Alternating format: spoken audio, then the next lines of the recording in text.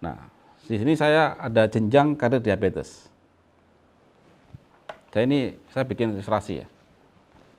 Kita lahir kondisi sehat.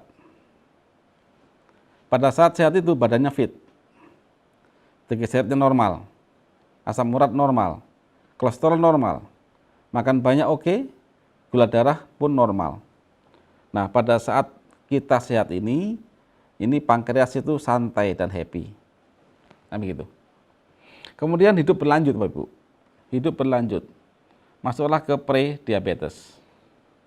Pada saat pre-diabetes itu, Bapak Ibu akan merasakan badan kurang fit. Triglycerid naik turun. Kemarin makan rawon saya. Cek triglycerid, kok di atas 300. Gara-gara rawon itu. Kasih obat turun. Asam urat naik turun. Kolesterol naik turun. Tensi mulai abnormal, tapi pada saat Bapak Ibu cek gula darah masih normal.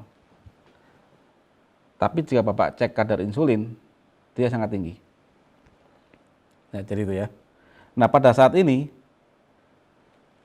pankreas itu lembur, nggak digaji ya Bapak Ibu. Tahulah pada waktu sehat ini Bapak usia mungkin lahir sampai usia 29 tahun. Usia 30 tahun, nah mulai ini, pegel linu, nggak fit, dan selanjutnya. Kemudian usia 40 tahun, nah ini, terjadi diabetes tipe 2.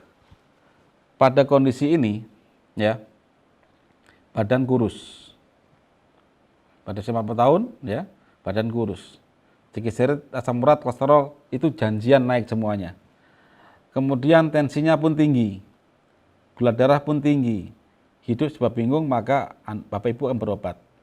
Nah, pada saat diabetes tipe 2, itu pankreas sudah masa pensiun dini. Kalau waktu pre-diabetes itu pankreas lembur nggak digaji, kalau sudah diabetes tipe 2, maka pankreas pensiun dini. Kita lanjutkan sekarang. Hidup berlanjut. Bapak Ibu akan masuk ke dunia pengobatan. Di awal, Ibu akan mendapatkan obat-obatan simptomatik, macam glibenclamid dan sebagainya, metformin dan sebagainya. Intinya apa? Pankreas itu dipaksa. Liver dihambat. Triglycerid, asam urat, kolesterol tinggi, dikasih obat simptomatik juga, obat-obatan penurun triglycerid dan sebagainya. Kemudian diminta diet karbohidrat dan lain-lain.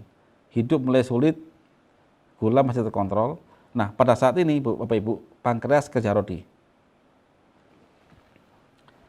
Kemudian hidup berlanjut. Ini Bapak Ibu berobat usia 40 tahun. Pakai obat ini. Kemudian anggap aja usia 50 tahun. Dengan segala macam diet, segala macam keterbatasan dan lain-lain, selamat datang ke diabetes tipe 1. Pada saat ini Bapak Ibu, karena pankreas itu kerja rodi, dipaksa kerja, maka pankreas itu akan makin mati dia nanti. Sampai someday, suatu saat, itu pankreas diberi obat pemaksa pankreas, itu tidak respon. Dikasih obat, tidak respon. Maka Bapak Ibu wajib suntik insulin di sini.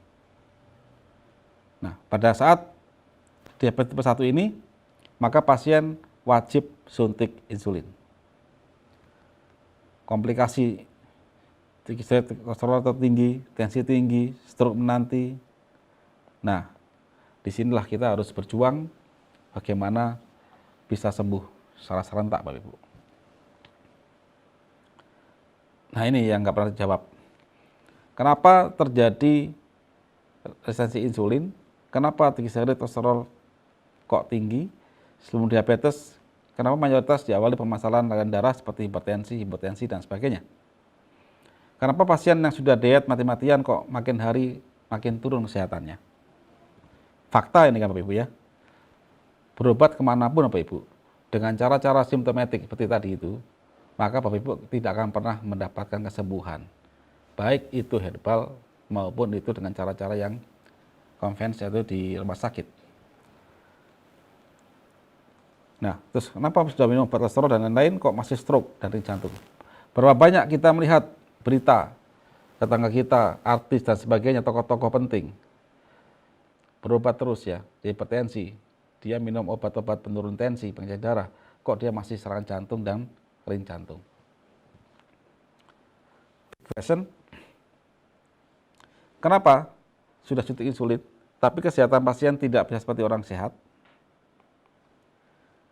Orang sehat itu versi kami, Pak Ibu. Diabetes bisa makan nasi lagi, bisa makan kambing lagi. Normal lagi. Pada waktu kita acara, misalkan Bapak Ibu diundang makan-makan pesta perkawinan di hotel bintang 5 misalkan. Kalau kita sakit diabetes dengan berbagai macam pantangan atau hipertensi ya, pasti ada kambing guling tanya ke istri, "Bu, gimana Bu? Enak nggak itu kambing gulingnya?" itu kan. Stop, nggak boleh makan. Nah itu. Padahal hidup ini Bapak Ibu, kenikmatan itu salah satunya adalah makan Bapak Ibu. Ya, tapi sayang, bagi mereka yang sudah terlanjur kena penyakit degeneratif, itu ada pembatasan menu makanan, dan yang salahkan mayoritas adalah makanan. Gitu ya. Big question kedua, triglycerid, tensi tinggi, asam urat, ngantuan, makan banyak, pantangan, dan tubuh sakit semua. Kemudian masih terjadi luka yang sulit disembuhkan ya. Jika diabetes itu, ini saya perjelas ya. Jika diabetes itu hanya kurang insulin, maka pasien yang suntik insulin akan sehat seperti sebelum diabetes. Ini. Artinya, kalau kita saat ini fokus ke insulin, bahkan yang didengung-dengungkan di masyarakat, Anda diabetes itu karena pankreas mati sehingga dia gagal membuat insulin, mestinya Bapak Ibu, orang yang suntik insulin sudah selesai masalahnya. Tidak ada masalah yang lain. Sembuh mestinya dia. Nah, masalah dia insulin tiap hari, tapi dia sehat. Badannya gemuk lagi, lukanya itu cepat sembuh, normal lah itu loh. Tapi apa yang terjadi? Amatilah. Pasien diabetes yang sudah suntik insulin itu, jika dia sembuh, mestinya dosis insulin itu tidak pernah naik. Tapi apa yang terjadi di lapangan? Hari ini Bapak Ibu 10 unit per hari. Mungkin 2 bulan lagi 12 unit. Naik lagi mungkin 20 unit terus. Artinya apa? Terjadi resistensi insulin atau kebudekan insulin. Gitu ya. Nah, ini perlu kita jawab itu nanti.